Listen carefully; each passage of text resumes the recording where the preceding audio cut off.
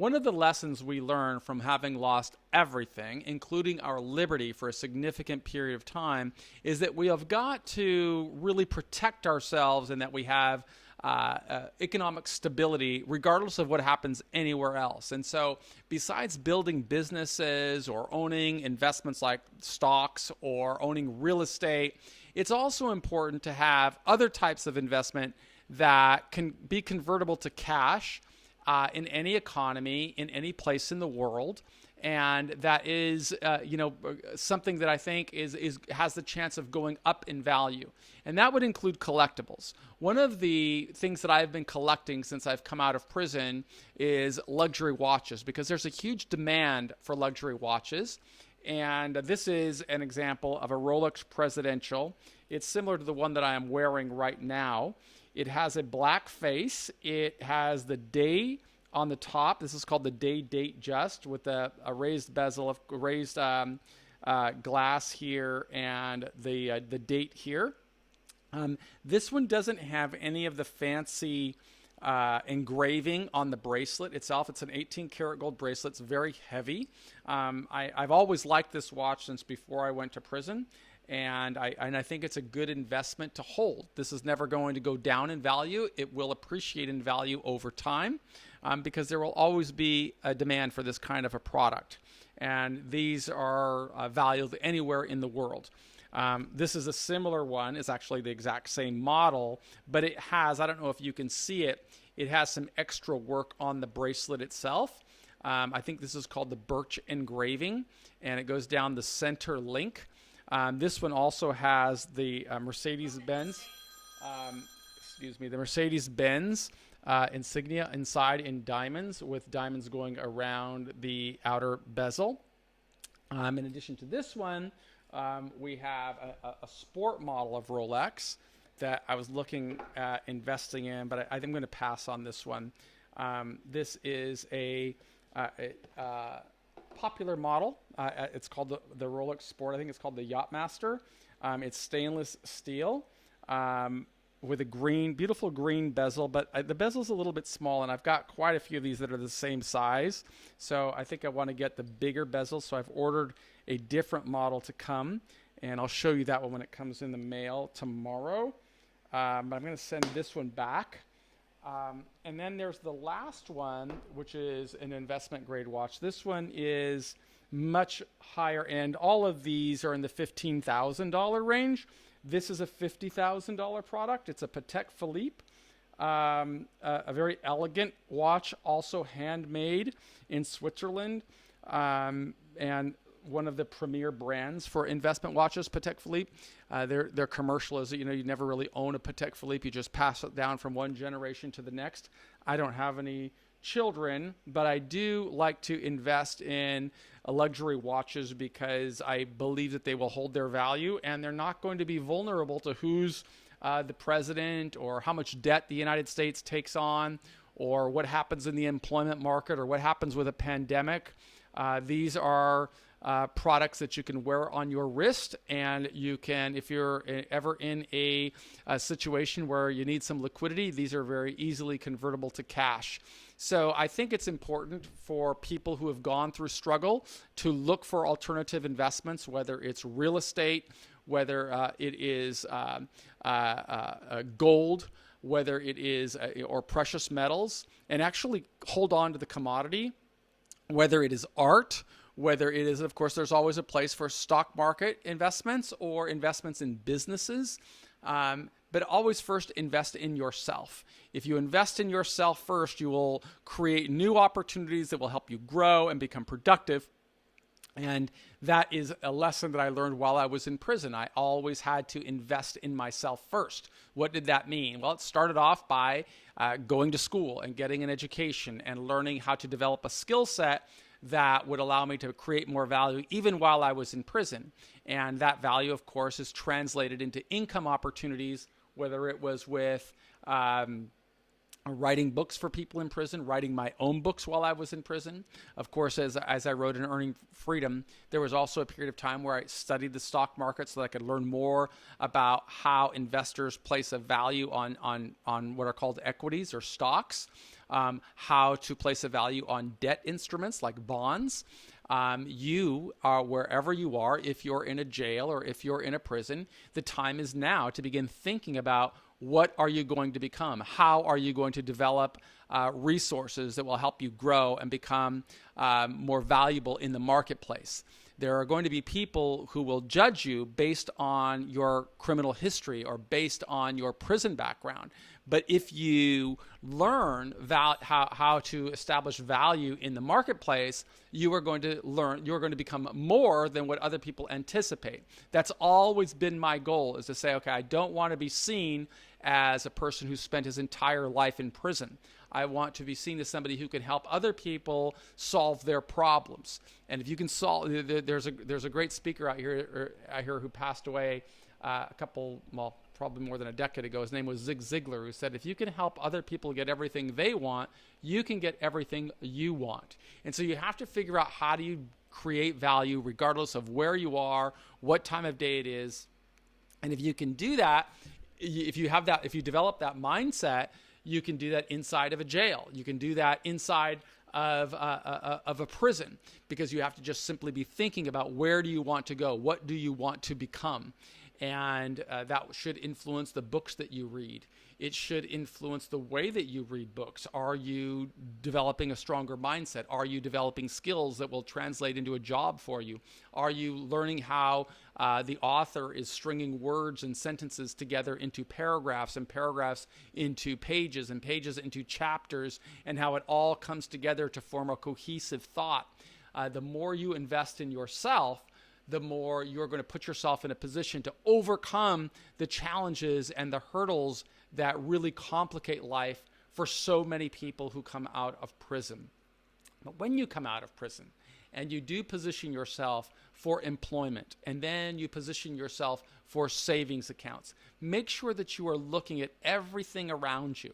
A couple of months ago, I made a video talking about the stock market and how it continued to climb higher, even though the pandemic was spreading, and even though unemployment rates were at a higher rate than ever before. And if you look at the news today, you will still see that there is like this huge chasm that is separating the super wealthy from the regular working class people who earn an income every day and need that income to live.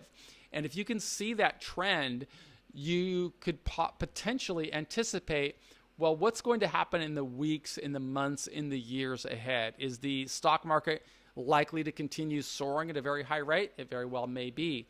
Is it potential that there could be some volatility in the market? Is there a potential that there could be a tightening of money and a lack of access to credit?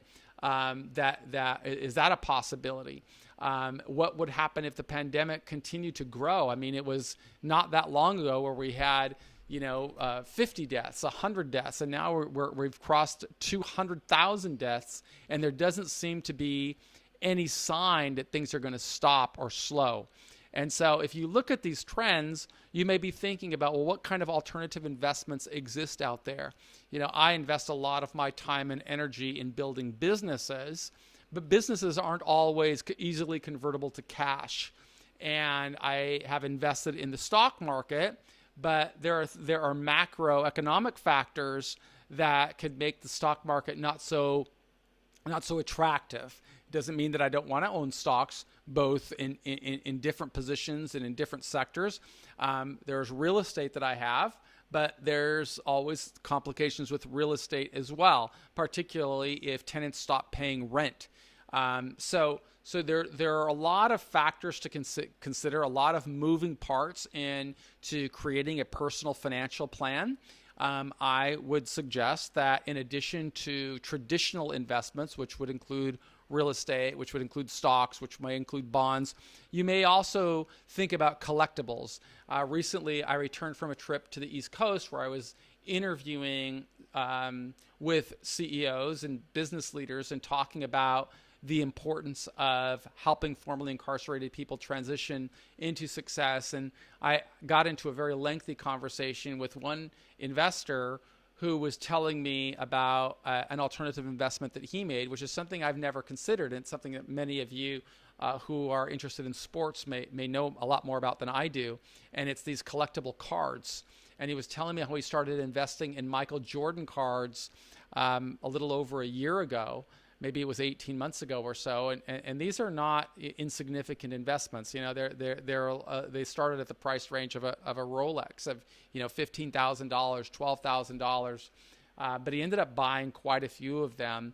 And he told me that he accumulated, by the time he'd finished his investment collection in these alternative investment, he'd put $500,000 into these assets, right? And they're just cards of Michael Jordan, but there's a limited number, and there's only one Michael Jordan, and a lot of collectors around the world that would like to commemorate his excellency as a basketball great, legendary athlete.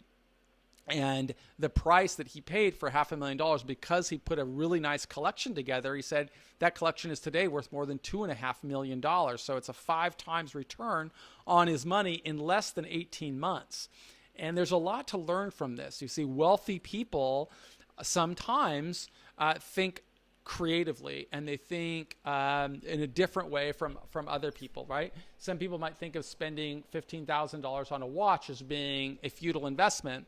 Other people might say, well, $15,000 on a watch that will always be in demand and that can be convertible to cash anywhere in the world.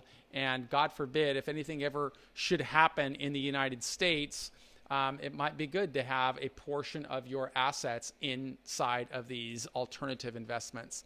And so these were some of the alternative investments that I wanted to share with you today. Like I said, I am not going to take the Patek Philippe, which is valued at more than $70,000 retail. I'm not going to take the Rolex sports model because it doesn't fit the needs of the collection that I'm building right now. So I'm going to send this one back as well. And I am going to keep these 2 presidentials because I know there's a huge demand for these. So I'll keep these 2, and then I've ordered a separate one that I may supplement this video tomorrow when it comes in and show what it looks like. But I'll keep these 2 and take a look at a couple more that I'll share with you tomorrow. But what I really want you to be doing is thinking about what seeds are you sowing today that will increase in value in the months, years, and decades ahead. In what ways are you using your time in a manner to be productive and to create value and to make sure that you're always going to be secure regardless of what happens in the world around you. I've had a lot of experiences that have been good and bad, but even in bad experiences, like serving 26 years in prison, you can find ways to create value. And if you create that value, you can bring value to the marketplace. And if you bring value to the marketplace, nobody's going to care that you were in prison for 26 years. You're going to be able to create your own opportunities. And when you create those opportunities, be very prudent with your resources. Be frugal. You know, it might seem funny for me to be talking about being frugal when I'm looking at these kinds of watches, but these are investments. And these are investments that will grow in value. I can always use. And as I grow older, I want to have seeds planted in a lot of different gardens that are all growing for me. And that's what I recommend that you do. You don't have to, I'm not certainly an investment advisor or a wizard of any sort. I'm a man who served 26 years in prison, and I learned how to think differently. And by thinking differently, I learned how to not be totally dependent on traditional pathways to stability. I knew that I would never be, I consider myself as being unemployable because of my 26 years in prison and because of the fact that I've never really ran a team or done anything. I'm independent, and I would recommend that you think about the challenges that you will face. More importantly, come up with a plan, document your strategy, create your tools, tactics, and resources, and then execute your plan every single day, holding yourself accountable. That's the pathway that we teach at Prism Professors, and it's one that I'm very confident can work for you. You have to design it. You have to become the master of your destiny, and if you do that, I think that you're going to feel stronger, and you're going to restore confidence, and you're going to feel more secure in your future. Thanks. And hey, if you haven't subscribed to Prison Professors yet, please do so. We are working really hard to try and be the change that we want to see in the world. And we like to share these strategies with people who are living in struggle and challenges. We like to show them that even though they're in a difficult time right now, they can sow seeds for a better life in the future. I tell people that they shouldn't just listen to me in prison and jail because I was incarcerated for 26 years, but rather because I've learned how to adapt to the world and how to create something even though I was in prison for a long time. And that's what our listeners can do as well. If you want to support that message, please subscribe to the Prison Professors channel. And if you have a loved one incarcerated, make sure that you visit us at prisonprofessors.com. Take a look at our books and courses and see if they might make sense to send to your loved one. Thank you.